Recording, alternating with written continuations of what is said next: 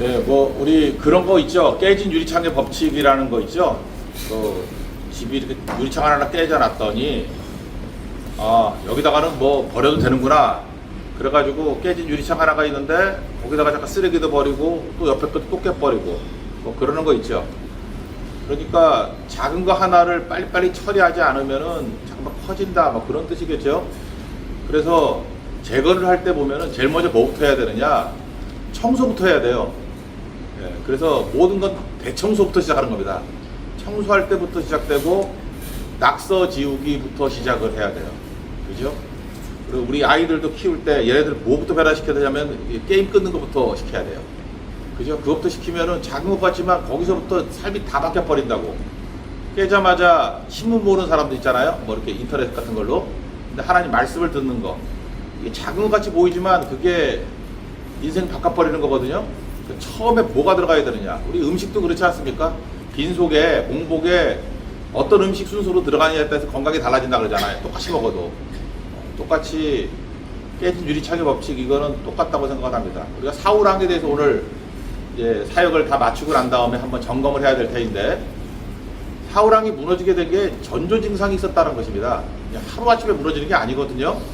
그래서 사울이 무너졌던 얘기들을 먼저 한번 좀 세 가지로 살폈으면 좋겠어요. 첫 번째는 하나님과 멀어지는 거예요. 이 사람은 하나님께 예배 드리는 거 되게 가볍게 여기는 거거든요. 아이고 그럴 수도 있지. 그게 아닌데, 우리가 알다시피 그 앞장에 보면은 13장 같은 데 보면 제사장만 드릴 수 있는 제사인데 사무엘이 늦었죠. 그렇다고 자기가 이제 제사를 드리는 거, 우리 그러잖아요. 뭐 그까짓 거 가지고 그러느냐, 뭐 누가 드리던 뭐 별거 아니지 않냐 그러는데, 차이점은 뭐냐 하면은 하나님의 명령을 가볍게 여기는 거예요. 그러니까 무겁게 여기는 것과 가볍게 여기는 것이 다르겠죠. 그러니까 저 사람은 예배를 가볍게 여기고 말씀을 가볍게 여긴다 그러면 그때부터 문제가 된다는 것입니다. 오늘 14장 내용이 뭐냐면, 요나단, 제일 사랑하는 첫 번째 아들하고 무기 든 소년 둘이 없어져 버렸어요. 이유가 뭐냐면 요나단하고 무기 든 소년 둘이서 블레셋에게 너무 쫄고 있으니까 우리라도 가가지고, 그러니까 게릴라전이죠. 정말 뒤집어 엎겠다. 어떻게 보면 객기 같기도 하죠. 그러니까 아버지로서 되게 걱정이 되는 거예요. 걱정이 되니까 제사장을 불러가지고, 이거 보세요. 하나님의 궤, 언약궤잖아요. 이거를 함부로 사용하잖아요. 이거 하나님 언약궤를 1위로 가져오라. 몇 절에 나오냐면 14장 18절이에요. 여기 보세요. 하나님의 궤를 1위로 가져오라. 좀 건방지지 않습니까? 하나님의 언약궤는 어디 있어요? 성막에 있잖아요. 자기가 가야 되는데 왕이라고 언약궤를 가지고 오랍니다. 그러니까 쿠팡인 줄 알고 배달시켜, 나한테 가지고 와, 그랬다라는 것입니다. 자기가 가야 되는데. 이 앞장에도 나와요. 13장 9절에도 나오는데, 사울이 이르되 번제와 화목제물을 1위로 가져오라. 자기가 가야 되는데 가져오래요. 그래서 내가 있는 자리에서 하겠다. 그러니까 이게 좀 잘못된 접근이죠. 우리도 마찬가지예요. 이거 비슷하게 비대면 예배 그런 거 아닐까? 내가 가는 게 아니고 말씀이 와, 요즘에 이거 비디오 발달됐으니까 그냥 앉아서 죽치고 드릴게, 뭐 이런 거죠. 그거 비슷한 거라고. 그러니까 사울의 태도가 가볍게 여기는 거예요.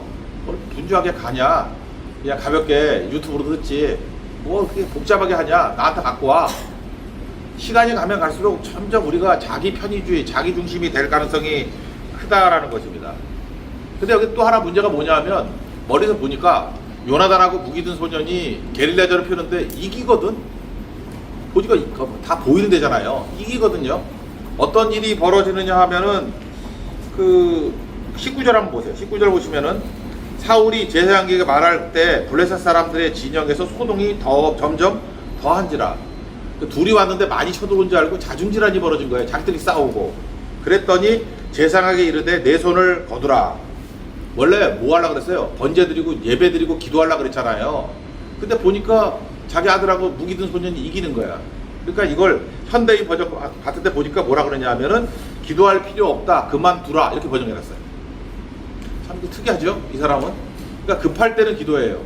근데 문제가 해결되는 것 같이 보이니까 아이 귀찮아, 예배 중단, 기도 중단, 그냥 이기잖아. 우리도 그럴 수 있죠. 뭐 새벽에도 잘 나오다가 문제 해결돼 버리면 끝나버리고, 그러고 있다 아들이 뭐 대학교 입학하니까 딱 끌어버리고, 그런 사람 딱 사울이라고 냄새가 나요. 성이 사시가 아니래도 사울이라고. 그런 느낌, 냄새가 잘 나지 않습니까? 성교도 마찬가지야. 성교 전에는 좀 와가지고 기도도 하다가 끝나고 다음 주부터 안 볼 사람도 많거든 여기. 그러면 또 사울이잖아요 그게. 뭐 여자고 남자고 간에 뭐 더 설명 안 해도 되겠죠. 두 번째 전조증상, 하나님을 가볍게 여기는 거고, 두 번째는 자기를 자꾸만 드러내요. 자기를 드러내는데 이기는 것 같이 보이잖아요. 요나단하고 무기 든 소년들이 이기는 것 같이 보이는데 멀리서 보니까 세 가지가 보이는 거예요. 블레셋 사람끼리 자기들끼리 싸워요. 그리고 두 번째는 블레셋 안에 이렇게 잡혀간 사람들 있잖아요. 투항한 사람들. 우리도 그랬잖아요. 일본에 가면 일본에 끌어갔더니 우리 조선 사람들이 옛날에 있었잖아요. 이민을 갔을 때. 그 사람들이 봐라 우리가 이기는 것 같이 보이네. 그래서 투항자들이 나서기 시작했어요. 그리고 에브라임 지파에 있던 사람들이 숨어있던 놈들이 또 기어 나오는 거야. 이기네. 참 묘해요. 치사한 사람들은 가만히 있다가 이길 듯 하면 또 끼거든요. 그게 어디냐면 20절부터 21절, 22절까지 나와요. 20절 한번 보세요. 중간쯤에 보면 뒤에 각각 칼로 자기의 동무들을 심으로 크게 혼란하였더라. 자중질한 21절. 전에 블레셋 사람들과 함께 하던 히브리 사람이 사방에서 블레셋 사람들과 함께 진영에 들어왔더니 그들이 돌이켜 사울과 요나단과 함께 한 이스라엘 사람들과 합하여. 뜻을 알겠죠? 투항자들이 합류했다는 거예요. 그 다음 22절.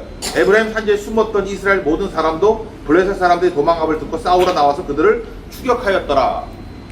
두 사람이 불을 붙였더니 갑자기 큰 세력이 돼가지고 자중질을 일어나고 숨었던 사람들, 투항자들, 그래서 꽤 승리를 거두게 되는 거예요. 그랬더니 사울이 가만히 있을 리가 없죠. 이제까지는 왕인데도 숨어 있다가 숟가락 얹는 거죠. 이거 내가 잘해서 이기는 거야. 그리고 나오더라는 거예요. 원래 이 승리는 누가 주신 겁니까? 23절 보니까 여호와께서 그 나라 이스라엘을 구원하게 하심으로 전쟁이 뭐 지난이라 이렇게 나오잖아요. 하나님이 주신 승리 아니에요.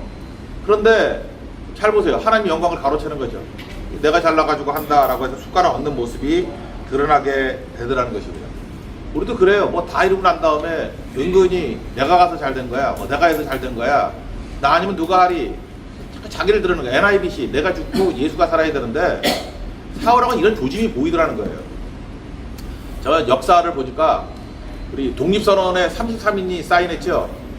그게 약간 늦어진 거 아세요? 며칠? 왜 늦어졌는지 비하인드 스토리. 우리 뭐 민족 대표라 그래서 자꾸 숨기는데 누가 이름을 맨 앞에 넣을까? 누가 대표를 할까? 그거 갖고 이틀 싸웠대요. 그때 천도교 출신이지만, 아니 천도가 아니라 불교 출신이지만 만에 한용운이 들고 나서 그랬대요. 이거 죽는 순서니까 내가 맨 뒤로 가겠다고. 뒤로 간 게 아니라 가나다 순하니까 시으시니까 뒤로 간 거예요. 가나다 순으로 하자고. 그래서 해결이 됐답니다.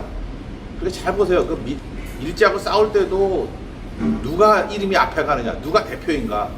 민족 대표 33인인데 서로 이름 앞에 가겠다고 다툴 수 있다는 것입니다. 그게 인간이라는 거예요. 참 안타까움이죠. 뭐 이름 맨 뒤로 가면 어때요? 이름이 뭐 뒤죽박죽이면 어떠냐고. 근데 그 작은 거 하나에 예민한 사람들 너무 내가 강한 거예요. 내가 무시당한다. 왜 나를 갖다가 이렇게 대우하느냐? 왜 나만 그래? 이거 정말 힘든 거. 이게 전조현상이라니까. 이게 무너진다니까요. 그러니까 승리는 하나님께 있다. 이거 두 번째 잊지 않았으면 좋겠습니다. 이거 붙들어야 우리가 무너지지 않는다라는 거예요. 그리고 세 번째는 잘 보세요. 하나님을 가볍게 여기고 자기만 드러내고 하다 보면은 말씀이 없잖아요. 충동적인 현상이 벌어져요. 그러니까 사울이 보면 미친 짓 하잖아요. 충동적인 명령이 뭐냐 하면은 주변 사람까지 어렵게 만드는 거예요. 뭐 24절부터 나오는데 사람들에게 피곤해 있는데 맹설시키는 거예요. 이거 전쟁 승리할 때까지 아무것도 먹으면 안 돼. 말이 돼요? 자기는 먹었으니까 뭐 힘이 나니까 그렇지. 근데 이게 사람 멋있게 보이잖아. 괜히 이길 때까지 우리 금식하면서 싸우자. 이게 말도 안 되는 얘기인데 사실은 하나님 명령이라면 해야겠죠. 근데 말씀이 아니라 충동이 있다고요. 그래서 자기중심적인 사람과 하나님을 가볍게 여기는 사람의 특징이 뭐냐 하면 리더가 이런 사람이 돼버리면 갑자기 엉뚱한 명령을 내려. 상식적이지 않아요. 근데 뭔가 극단적이야. 그래서 무너지는 거예요. 그래서 나중에 어떤 일이 벌어지느냐, 뭐 큰 어려움이 나타나게 되는 거죠. 그죠? 여기 보니까 아무 음식이나 먹으면 저주를 받는다, 죽여버린다. 근데 이 얘기를 못 들은 사람 누구예요? 아들은 못 들었잖아요. 요나단. 근데 나중에 뭐 죽일 모습이 나오고 그런 모습이 나오는 거거든요. 여기서 잊지 말아야 할 게 뭐냐면 선교 끝나고 난 다음에도 말씀과 기도로 무장하지 않으면은 우리가 이상한 충동적인 것들이 막 나옵니다. 이상한 얘기 나오고 이상한 결과가 나올 수 있다라는 것입니다. 사울은 충동적인 이유가 뭐냐면 하나님 중심이 아니기 때문에 그래요. 그 대표적인 게 골리앗 물리치고 승리하고 난 다음에 18장 8장 같은 데 보니까 우리 다 알죠. 다윗은 만만, 사울은 천천. 그랬더니 크게 불쾌하게 여겨서 분노했다고. 그죠? 분노했다고 얘기가 나와요. 그러니까 자기중심적인 사람은 분노를 잘해요. 하나님 때문에 분노하는 사람은 분노 잘 안 해요. 왜 하나님 뜻입니다 그러고. 그러니까 화를 낸다는 건 자기중심적인 거예요. 잠깐 분노한다고, 분노. 그래서 잠깐 화가 나죠. 그러면 이게 나 중심적이다 라고 생각하면 되는 거고, 또 하나 아들이 와가지고 아버지 아빠 왜 그 다윗 죽이려고 그럽니까? 그랬더니 20장 30절에 보면 이런 게 나와요. 막 아들한테도 막 말을 막 해. 이 폐영 무도한 계집의 소생아, 아들인데 그럼 폐영 무도한 계집의 소생이면 자기 와이프가 폐영 무도한 계집 아니에요. 그리고 이세 아들을 택한 것이 내게 수치가 되고 내 어머니의 벌거벗은 수치가 되는 것이지 모르냐. 이거 말을 고상하게 했지. 네 엄마 그냥 옷 벗겨놓고 막 돌려도 되냐? 뭐 이런 식의 표현이거든요. 어떻게 이런 표현을 쓰나요? 이유가 뭐냐? 자기중심적이면 이렇게 된다고요. 그래서 충동적인 언어를 쓴다고요. 이걸 뭐라 그러냐? 일종의 죽음의 언어예요. 그래서 여러분들 분노하는 거 조심해야 되고, 또 하나가 함부로 욕하면 안 됩니다. 애들 잠깐 욕하는 거 가르치면 그거 혼내야 돼요. 그거 욕하는 게 뭐 그냥 추임새다. 절대 그렇지 않아요. 죽음의 언어는 죽음을 낳습니다. 그래서 사울이 했던 말 그대로 자기에게 이루어져요. 그래서 말은 가볍게 하는 게 아니다. 잊지 말라고요. 충동적 언어 때문에 어려움을 겪게 되었다. 이거 잊지 않았으면 좋겠어요. 이기는 방법이 뭐냐? 이기는 방법 두 가지예요. 이거 이기는 방법, 기도해야 됩니다. 첫 번째 이 이스라엘이 이겼던 것은 요나단하고 무기든 소년 둘이 있었죠. 우리 두 번째인가 세 번째 설교에 2명만 기도해도 교회라 그랬죠. 예, 맞습니다. 2명만 기도해도 교회예요. 그러니까 우리도 마찬가지예요. 뜻 맞는 사람 하나가 있고 반드시 하나님이 사람을 붙여주십니다. 그래서 요나단과 무기든 소년 둘이 있으니까 하나님께 달려있죠. 그 다음에 6절에 요나단이 이렇게 얘기해요. 뒷부분 보세요. 여호와의 구원은 사람이 많고 적음에 달리지 아니하였느니라. 그러니까 숫자 많은 게 중요한 게 아니고 하나님 앞에 기도하고 말씀대로 서 있다 그러면 하나님 붙여주시는 사람이 있어요. 둘이 생기면 이게 교회라니까요. 교회의 능력이 어마어마하다. 이걸 잊지 않았으면 좋겠고, 여러분들 그래서 계속해서 이렇게 나쁜 짓 할 때 뜻 맞는 사람이 아니라 이렇게 기도하고 섬기겠다는 뜻 맞는 사람 한 사람을 얻는다 그러면 여러분 교회 하나를 세운 거라고. 이번 성경기관에도 그런 믿음의 사람 하나를 붙일 수 있는, 여러분 요나단이 되든지 무기든 소년이 되든지 같이 붙는 종 되길 바랍니다. 또 하나, 저는 원래 알레그로칼하게 이렇게 풍류적으로 해석을 잘 안 하는 사람인데 이것만은 좀 하고 싶어요. 이게 뭐냐면 꿀이 시편 같은 데 보면 말씀이잖아요. 꿀송이보다 달다 그러는 거. 꿀 먹지 말라 그러는 게 제 마음속에 자꾸만 그렇게 해석을 하고 싶어져. 이건 정통 해석은 아니에요. 그러나 그냥 꿀 먹지 말라는 게 충동적 말씀인데 말씀 먹지 말라는 자꾸만 들리더라고. 그죠? 말씀만 먹으면 힘이 나는데 사울이니까 꿀 먹지 말고 그냥 뛰라. 그러니까 말씀 먹지 말고 지금 말씀 볼 시간이 어딨어. 일이나 열심히 해야지. 그거 아니라는 거예요. 그러니까 꿀만, 요나단이 그러잖아요. 꿀 조금만 이렇게 입에 먹기만 해도 피곤이 풀려버리는데 그 더 큰 승리를 이룰 건데 왜 아버지는 한심하게 먹지 말라 그러는지 모르겠다. 그런 말씀이 나오잖아요. 우리에게도 마찬가지라는 것입니다. 이게 충동적이 아니라 말씀 없이 하면 문제가 생겨요. 특별히 29절 보세요. 요나단이 이르되 내 아버지께서 이 땅을 곤란하게 하셨도다. 내가 이 꿀 조금을 맛보고도 내 눈이 이렇게 밝아졌거든 그러잖아요. 그죠? 그러니까 아버지가 곤란하게 했다. 이거 NLT 보니까 has made trouble for us all. 트러블이 생긴다는 거예요. 마찬가지입니다. 우리가 말씀의 은혜를 받지 못하면요 트러블 메이커가 된다고. 트러블을 일으키는 거예요. 사울이 뭐 딴 게 아니죠. 이 말씀이 없고 기도도 없고 하니까 트러블이 되는 거예요. 아버지가 이게 곤란하게 만들었다. 공동체를 어렵게 만든다고. 그래서 여러분 공동체를 섬길 수 있는 최고가 뭐냐? 두 사람 모여서 교회를 만들어 기도하는 사람이 되고요. 말씀 먹으십시오. 꿀 같은 말씀을 계속 먹으면은 무조건 승리할 수 있다라는 것입니다. 저는 이런 생각을 해봤어요. 우리가 지금 51명인데 뭐 생각보다 뭐 뭐 아직까지는 안 싸웠잖아. 이제 가서 싸울지 모르겠는데 그렇게 트러블 없잖아요. 트러블이 없는 이유가 뭘까 했더니 동일한 붙들 말씀이 있기 때문에 그래요. 우리가 이렇게 나를 끌고 가는 말씀이 있느냐? 말씀이 있으면요, 보세요. 똑같은 상황이 있을 때 우리가 왜 트러블이 안 생기냐면 똑같은 사건을 해석하는 능력이 비슷해진 거예요. 그렇잖아요. 말씀이 해석하는 능력 아니에요.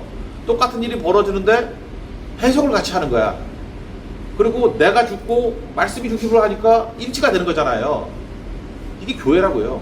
그래서 교회는 다양한 사람이 모여도 동일한 꿀을 먹으면은 힘이 있어요. 제가 우리 선교사님한테 어저께 얘기했더니 어떤 팀이 왔었대요. 근데 두 개 교회가 합쳐서 왔대. 근데 협력이 잘 안 되는 것 같더라 하는 말씀 얼핏 들었는데 나는 어떤 교회인지도 몰라, 두 교회가. 근데 왜 두 교회가 왜 그럴까를 생각해 보니까 그 연합이 안 되는 것도 있지만 뭐 그런 이유를 찾을 수 있지만 동일한 건 뭐냐면 그 두 목사님의 말씀에 대한 해석의 패턴이 다른 거예요. 동일한 말씀을 해석을 좀 달리 하는 거야. 뭐 아니 맞아, 이단적이 다르다는 게 아니라 강조점이 다른 거예요. 그러니까 두 개의 교인이 모이니까 해석의 능력이 달라지는 거예요. 그러니까 트러블이 생기는 거죠. 여러분도 마찬가지예요. 그래서 결혼할 때도 신앙의 칼라도 비슷한 사람하고 결혼하는 게 좋다고 생각을 해요. 그러니까 남편은 장로교인데 아내는 순복음이야. 그러니까 맨날 싸우든지 아니면 하나가 굴복해서 끌려가든지 둘 중에 하나거든요. 그러니까 신앙의 칼라도 되게 중요하다, 그런 생각을 가져요. 그래서 우리가 중요한 게 뭐냐면 동일한 말씀, 우리를 끌고 가는 말씀이 있느냐, 그게 있다 그러면 승리할 수 있다고 생각을 합니다. 그러면 끌고 가는 말씀이 있으면 어떤 일이 벌어져요? 말씀은 충동적인 생각들을 다 깨버리고 분노도 깨버리고 죽음의 언어도 깨버리고 자아도 깨버리고 하나 되겠죠. 그래서 우리 마지막 결론은 우리가 가지고 있는 그 하나님을 가볍게 여기는 마음, 사울이 무너진 이유예요. 그죠? 하나님을 가볍게 여기고 그다음에 뭐 잡다한 얘기들, 충동적인 언어, 자기중심적이고 충동적인 분노의 언어, 그런 건 무너진다고요. 이기는 방법, 나의 교회에 세울 수 있는 두 사람이 기도하면 교회예요. 그 사람을 붙들고, 또 하나 우리에게 해석 능력이 있잖아요. 같은 하나님 말씀 붙들고 꿀 같은 말씀을 먹고 열심히 승리할 수 있는 하나님의 거룩한 종 되기를 축원합니다. 네, 기도하겠습니다.